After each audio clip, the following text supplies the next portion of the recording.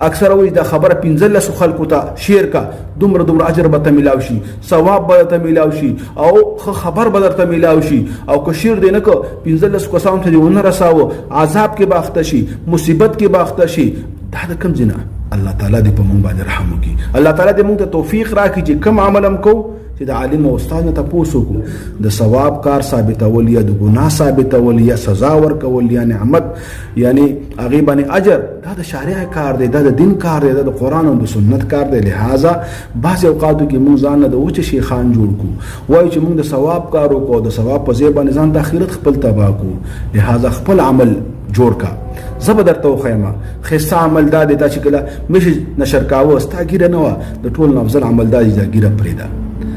ما کې دا نقصان ز غیبت کوما، بهتر عمل زما د پاره داده جنت به الله نصیب کې ز غیبت پرېدم، تهمت پرېدم، ز خپل وخت په سوشل میډیا کې ځای کوم